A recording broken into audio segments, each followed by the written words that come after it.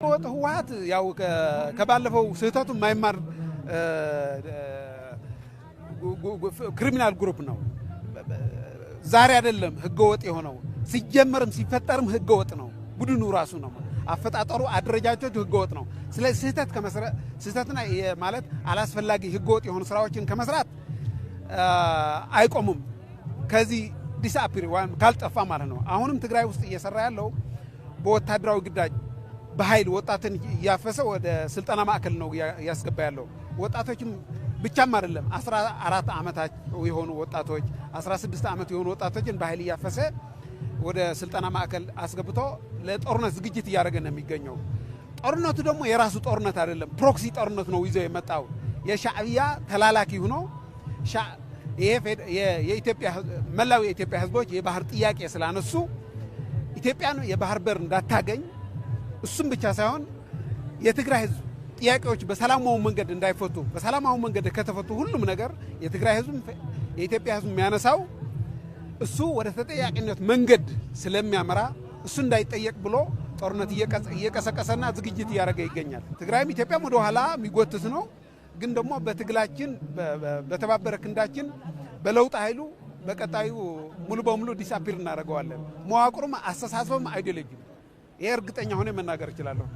ይሄ ሰልፍም ዋናው ይሄ ሰልፍም ይሄ ህገወጥ ቡድን ስርዓት እንዲይዝና ከስህተቱ ስለማይማር መላ የትግራይ ህዝብ እንዲያውቀው መላ የኢትዮጵያ ህዝብ አውቆ እንዲታገለው ማዕከል አድርጎ የተደረገ ሰልፍ ነው። ይሄ አሁን ትግራይ ላይ ያለው ነገር በጣም አሳሳቢ ሁኔታ ደርሷል ማለት ነው።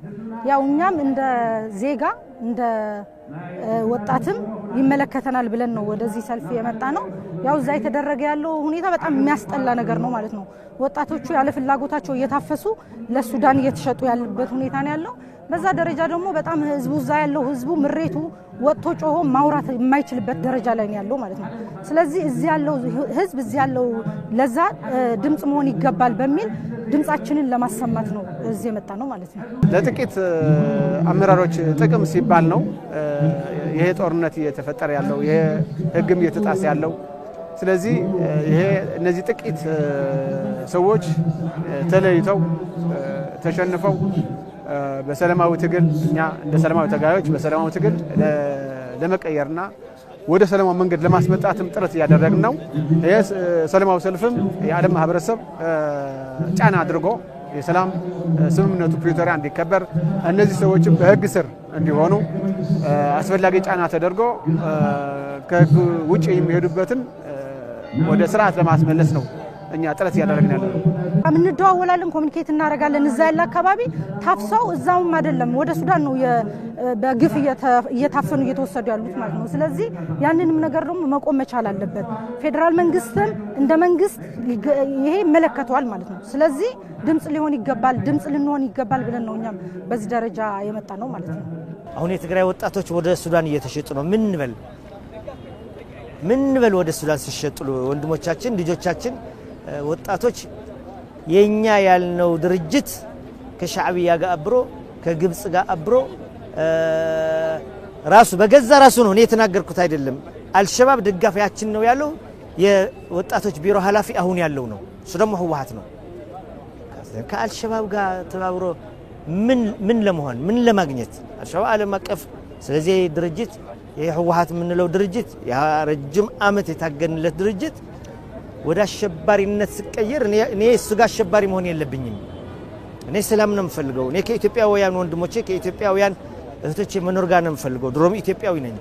የሆነ ከኢትዮጵያ መንግስት ጋር የማያስማማህ ነገር እኮ ሊኖር ይችላል።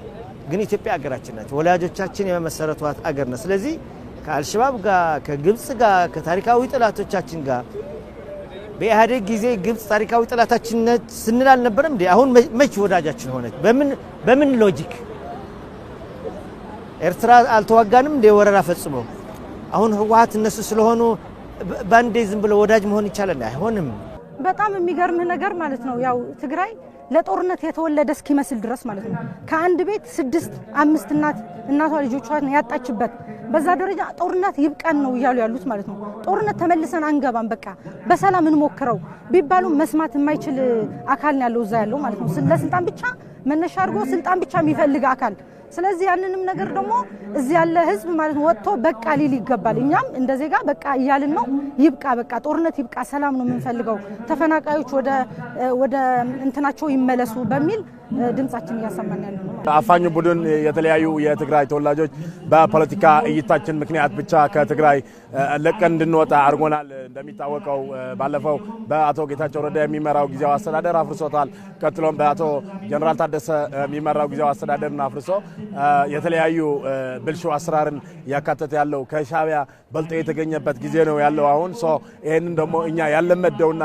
ባህሪውን ያልሆነው ስለሆነ በትግራይ በተለያዩ አካባቢዎች ትልቅ ተቃውሞ የሰፈነ ነው ያለው ማለት ነው ይህ ማለት በትግራይ በመቀሌ ከተማ እናቶች ያለቀሱ ጭራሽ በድንጋይ መኪናውን እየመቱ በቪዲዮ አይተናል በሀገረ ሰላም ትላንትና ኔትወርክ ዘግቶ ሲጨፈጨፍ በደንብ በቪዲዮ ወጥቷል ከትላንት በስቲያ ደግሞ የወልዋሎ አዲግራት ስፖርት ክለብ ወደ ከተማዋ ሲገባ ወጣቶቹ አፈሳው ይቆም የሚል ትልቅ የተቃውሞ ሰልፍ በቪዲዮ አይተ ይሆናልና አሁን ደግሞ የሱ አንድ አካል የሆነው ዛሬ በአዲስ አበባ ከተማ በመስቀል አደባባይ ተገኝተን የፌደራል መንግስት ግዴታው እንዲወጣ እየጠየቅን ነው ያለነው